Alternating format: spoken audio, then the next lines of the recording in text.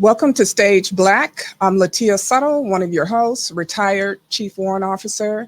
On today's show, we're going to give a little information about the National Association of Black Military Women's National Convention, 23rd Biannual Convention in Chicago. I have here with me my co-host. Hello, everyone. I am Daphne D. Wright, a United States veteran and former cryptologist. I'm the co host of the new show Stage Black. Always been here, not going anywhere. I'm excited to have two amazing women veterans on our September show. We're highlighting their lives and their stories. Today, we hold in remembrance all of the lives lost on 9/11 and celebrate those that survived.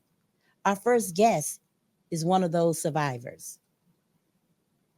Please welcome United States Army veteran Janice Jackson to the Stage Black Show. Janice was born in Darlington, South Carolina. She's the oldest of five siblings, four girls and one boy. She's the only one of her siblings that decided to move from the state of South Carolina. Janice joined the Army in 1996 and served 7 years as an automated logistics specialist. She was stationed at Fort Bragg, North Carolina, and Fort Belvedere, Virginia. Janice was in the Pentagon attack on 9/11 and was honorably discharged from the military shortly after that. She takes pride and joy in being a mother of two daughters and a grandmother to one little girl. Her oldest daughter followed in her footsteps and joined the Army. Janice started her educational journey early, receiving a business clerical certification in 1998.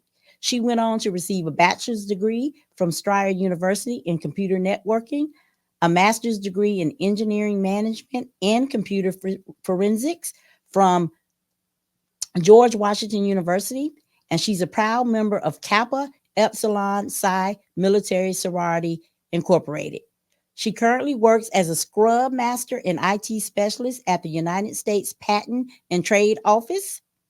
She enjoys helping and meeting new people, listening to motivation speeches, traveling the world, watching scary and action-packed movies, but most of all, she enjoys spending time with her family and friends.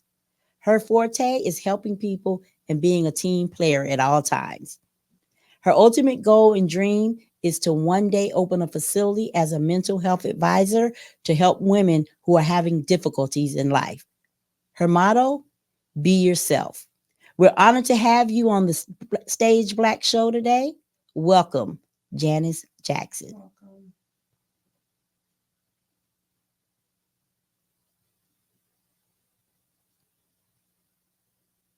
Miss Jackson? Unmute your mic. Janice, unmute your mic.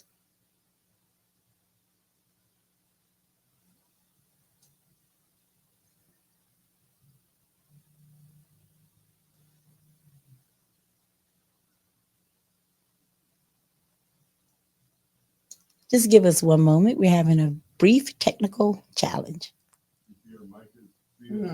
Yes.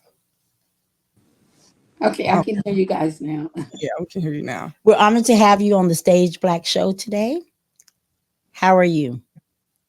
Um, I'm doing well, as expected, on this anniversary. I just try to live in the moment, and take one day at a time, as life is not promised to anyone. I look at things as I was given a second chance to live my life and to be an inspiration to others and inspire ones that may are going through things, that to let them know that what they're going through might not be as worse as they think, and to inspire younger generations as well as older generations, and to um, sort of be that guide and that shoulder to lean on, you know, just for any little thing. I'm a caregiver. I realized that at an early age when I was a teenager, actually. My aunt was the first to tell me about that. God bless the dead. But it was after the 9/11 that things sort of came to the forefront, and I started seeing things and realizing that things that I used to think before, I would say, okay, I'm going to go to college, or I'm going to go do this, I'm going to do that. But it was more just a verbal, or verbals, me saying it verbally. So it was not really happening. It wasn't until that tragic day, the 9/11 happened, that it sort of opened my eyes. It sort of pulled the wool from my eyes. It's like I was able to see. It's like I was sort of blinded before, but then it's like I was able to see. And then I took a different approach about things, and that is that I realized that life is not promised to us. We only have one life, and we want to live that to the fullest. And so instead of saying what I was going to do, I started putting it into action. So, that saying, action speaks louder than words. So instead of me saying what I was going to do, I just put it into action. I may have said it in my head, but ultimately I put it in action. So that's where my degrees came from. So I realized that I like working with people, and I also like gadgets. So that's where the degrees and stuff came from. And through that approach, that's where it brought me to where I'm at right now. Um, Ultimately, I'm still working with people because I think that is part of my inspiration, and my forte is to work with people and to do the things that I desire. And that all that came into effect. It was after 9/11 that I realized that. And I am blessed. And my mom say I'm her miracle child. And I'm just blessed to be here by the grace of God. Because if it wasn't for him, I would not be here. So on the lines of you, seeing yourself as being a caretaker since you were at a very young age, around high school, you received the Civil Service Award for your heroic acts on 9/11. Can you tell us about the moment when you decided to return back into the rumble and save another person's life? So let me just be clear. So I never actually left the actual rumble, where all that stuff actually happened. I was still stuck inside. There's no windows there. It's only one door to enter or exit. There is no windows. And I was in 1D520.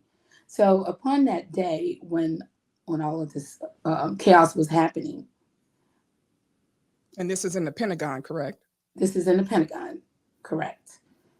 When all this happened, I heard a voice that was calling out to me. They gave me this nickname, JJ, because people sort of joked my name because it's Janice Jackson. And if you say it really fast, it sounds like Janet Jackson. So Yes, so it they does. came up with the nickname of JJ. And so I heard this voice, and it was like, JJ, help me. So it's sort of like the instinct sort of kicked in.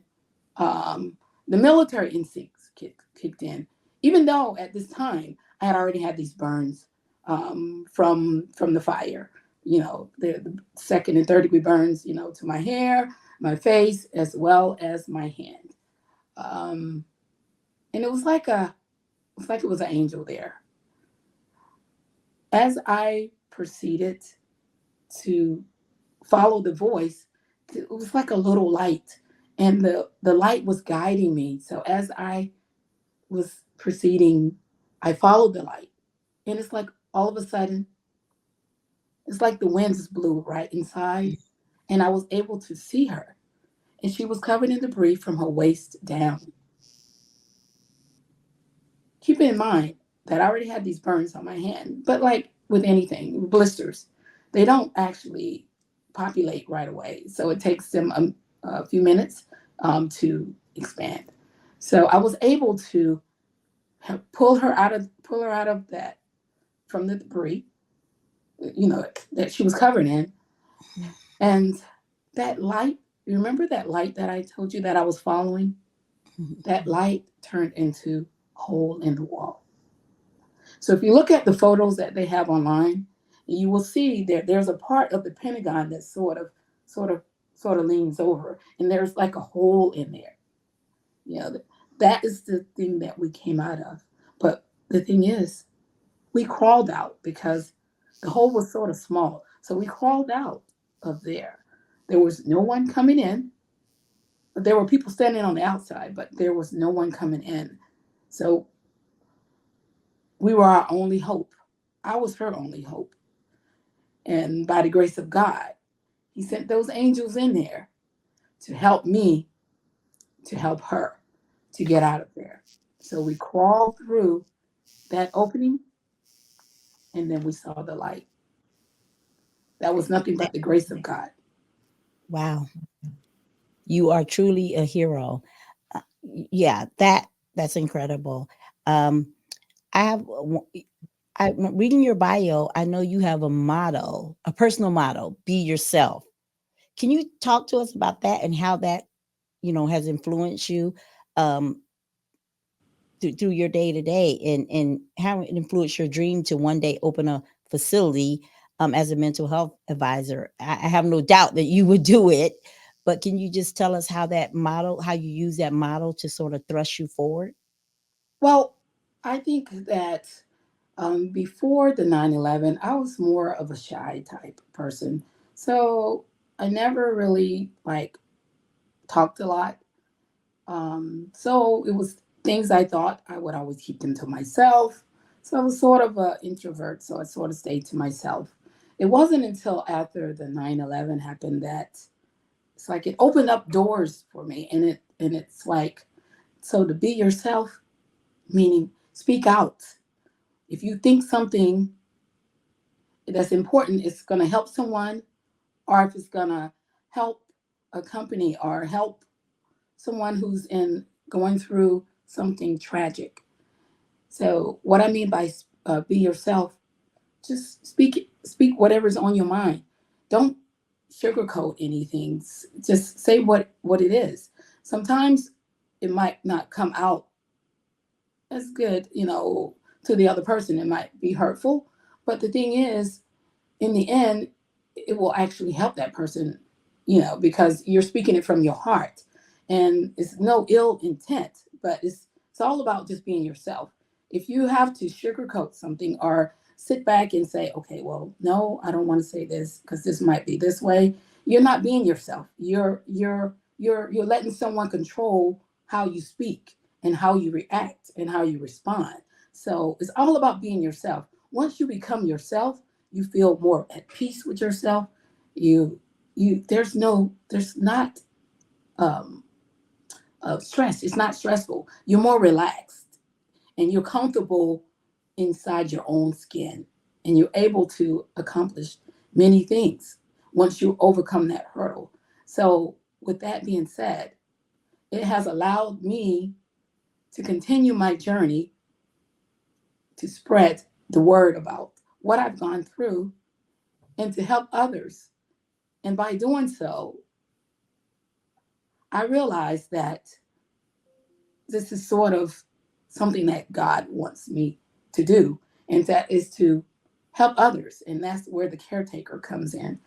Help others, meaning that I believe that now I have what they call an intuition. Um, so I can feel when something's not right with people. And it just comes to my heart to say, how's your day? And sort of spark up a conversation just to see what it is that I can do to help them or to make their day better. Well, And so, oh, sorry, I didn't mean to cut you off. oh We no, God. appreciate your positive outlook on life, and we appreciate you coming to Stage Black to really inspire us and tell us, people want to hear their stories of the survivors, because we hear a lot about the people we lost and less about the people who are still here, that we want to also celebrate. We also have another guest on our show. Yes, our next guest is a retired U.S. Army Lieutenant Colonel Authurine Jones. She served 27 years in the military. Uh, She also did 2 tours in Iraq in support of Iraqi freedom. She also earned 3 Bronze Stars and was awarded a Combat Action Badge for engaging in the enemy and taking on enemy fire. Authurine Jones is a noteworthy retired federal agent. And during her 22-year tenure as a criminal investigator, she was awarded, several awards for doing an outstanding job. We'd like to welcome you here to today's show, ma'am. How you doing Thank today? you. I'm doing wonderful. Thank you and bless you. It's wonderful to be here. Yes, I wanted to ask you, as you were a federal agent or federal law enforcement agent. What field did you work in exactly while in the military, or were you a federal agent after you got out of the military? Yes, it was ongoing. I was a federal agent 1811 with the United States Postal Inspection Service, where I served as an undercover agent. I served in pornography, child pornography. I served in undercover drug operations, mail fraud, bombs in the mail, etc. And when I was called up, my job supported me in that venture. So it was an ongoing multi career. Mm-hmm. Multi-agency career. Mm-hmm. Okay. All righty. So you would never, because when I was in the U.S. Army as well, and I would always hear of the CID, and so you did not work with the CID while you were in the military. No, we had what we call SID, but it's undercover investigations on employees with that in that branch. And so my civilian occupation involved being a federal agent, and my military position, I was under civil military operations. Mm-hmm. Okay. And so what did you do as civil operations? Civil military operations comes in existence when there is a war or there is some type of hostility, and we are branches from all across a government. Because as you see, when governments are fighting or in battle, most things involving the government are destroyed: infrastructure, their rule of law, their transportation, the schools, just anything that allows a society to function falls under military operations. Okay. Yes. Yeah. Okay. So you was telling me before too, like while we had shown a picture of you and Barack Obama. Was that a surprise appearance there in Iraq? Yes, it was. We always had dignitaries who traveled inside the war zone. And he was there. And because I was from Illinois and I was in charge of the military rule of law, working with the ambassadors and lawyers from all across the United States, they thought it would be quite efficient for me to be the person to have breakfast with him and discuss his options and his concerns, his strategic plan for serving as our president of the United States of America. So it Wow. was indeed a surprise and a pleasure. Right. I know that had to be exciting. Yes, it was. Yeah. So, and then I also read in your bio where you continue to fight against terrorism. Like, what does that look like to you? Well, we are Americans, and I tell you, going from America to other countries to see just what they have to endure, I am just so proud to be an American. And our values and our freedoms are not free. Just as I had the pleasure of listening in on Miss Jackson's beautiful uh, experience and her outlook on life now, she is one of those people that, as a military person, we want to make sure that we fight terrorism away from our country and away from destroying us. Unfortunately, that didn't happen on 9/11. Right. Right. And I know you do a lot of volunteer work in the community, something with Gold Star families and like adopting families. You know, some family members do unfortunately lose family members when they go out to fight for our country. You know, what type of work do you do with that, the Gold Star families? Well, the Gold Star family is a family whereby they have a member who serves our country, and as a result of their active duty service, they don't come home.